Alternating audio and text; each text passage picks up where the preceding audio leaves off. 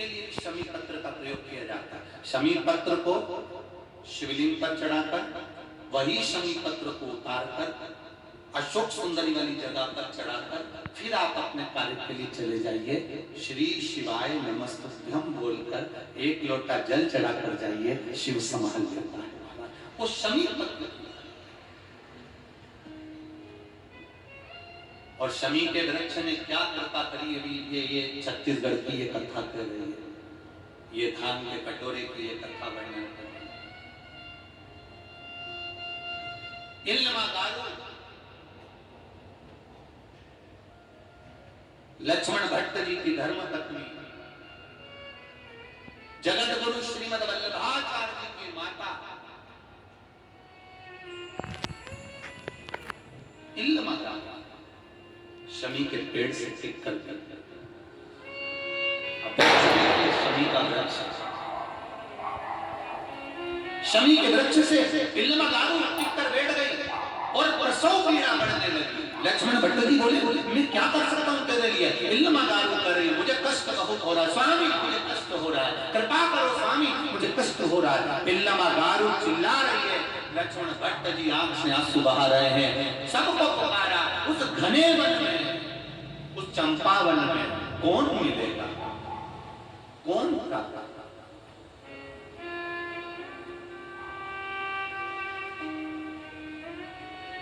प्रसव पीड़ा बढ़ती चली गई। शाम सारे के सारे जितने लोग साथ में काशी जा रहे थे सब आगे के नगर में पहुंच गए।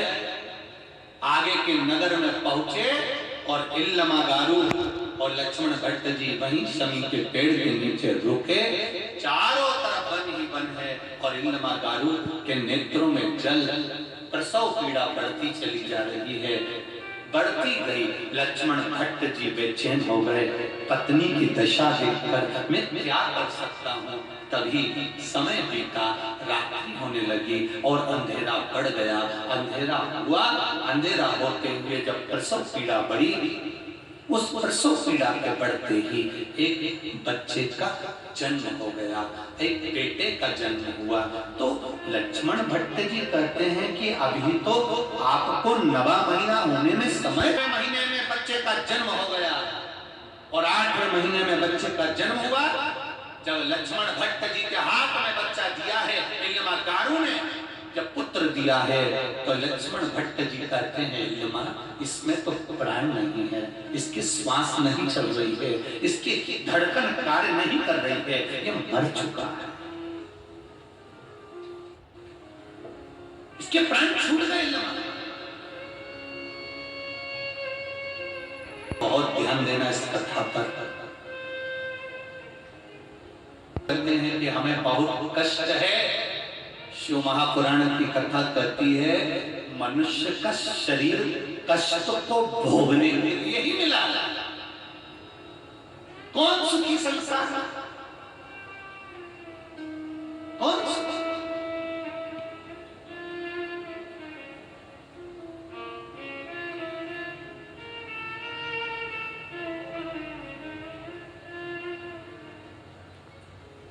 कोई सुखी है?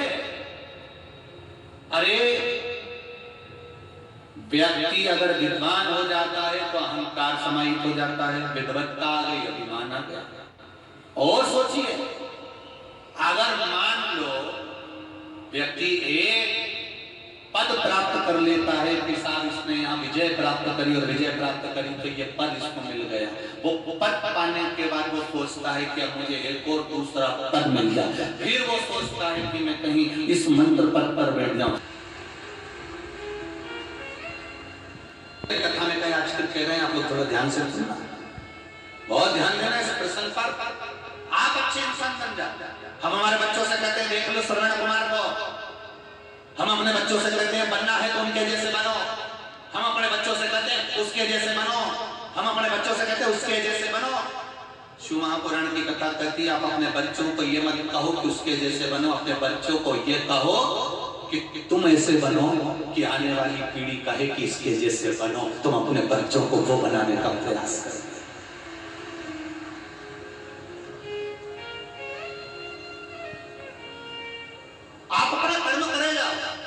कर्म की ओर अग्रणी होते चले जाए। जरा विचार करिए, आज से कुछ सालों पहले का चरित्र निकाल कर देखना, जगह जगह रामचरितमानस, भागवत गीता स्मरण सब कुछ होता था। शिव तत्व को कौन जानता था?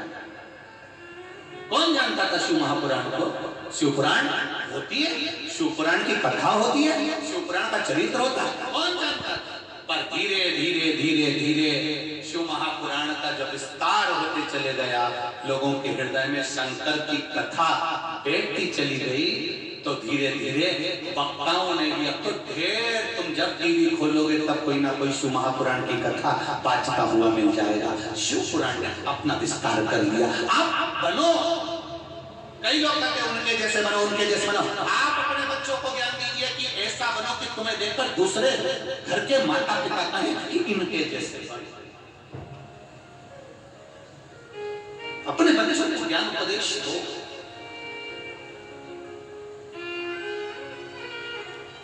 कौन कहता है कि दुख नहीं आता? दुख आता है। भगवान जगत गुरु श्रीमद वल्लभाचार्य जी की माता इल्लमा दारू के जीवन में भी दुख आया, श्री लक्ष्मण भट्ट जी के जीवन में भी दुख आया। ऐसा कोई मानव का शरीर बताओ जिसके सम्मुख में दुख नहीं आया? भगवान राम अगर पृथ्वी पर प्रकटे तो उनको भी दुख आया, भगवान कृष्ण पृथ्वी पर आए तो उनको भी दुख आया। ऐसा कोई बता दो जीवन में जिसको दुख नहीं मिला, और दुख तो आता। पर दुख आएगा जाएगा, बस एक काम करते रहना है कि दुख की घड़ी में भी हमें शिव को नहीं भूलना है। शंकर के द्वार जाते रहो, शंकर भगवान पर बिना छल के, बिना कपट के, बिना अहंकार के, निष्कपट भाव।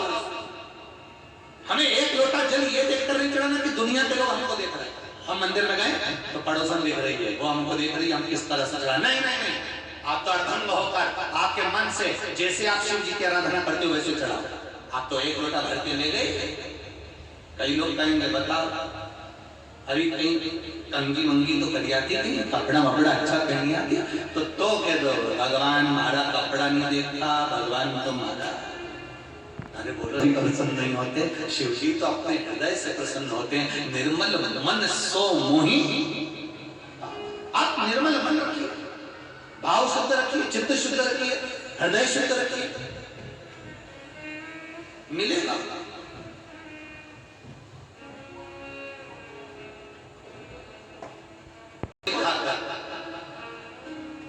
अगर हम एक लोटा जल भी चढ़ा रहे हैं तो भगवान शिव से, ये लोग पशुपति व्रत करते हैं और पशुपति व्रत धारण करते हैं, तो हम उनसे एक बात हमेशा चाहते हैं, आज फिर कर रहे हैं, पशुपति व्रत करने वाले को चाहिए कि सामने वाला व्यक्ति जैसा व्रत कर रहा है, अगर उसमें कुछ गलत कर रहा है तो जरूर बताओ, और वो पूछे तो। नहीं तो अपने को ये भी नहीं बोलना कि साहब तुमने पूजन गलत कर ली है। वो अपने दिल से कर रहा है, आप अपने हृदय से। ये जरूर है, पशुपति व्रत का जो नियम है वो जरूर बता दो कि साहब 5 व्रत होते हैं और 5वें व्रत में ही पूर्ण करना पड़ता है। अगर बीच में कहीं रजस्वला धर्म आ जाता है तो उसको छोड़ दिया जाता है, अगला व्रत दिन लिया जाता है।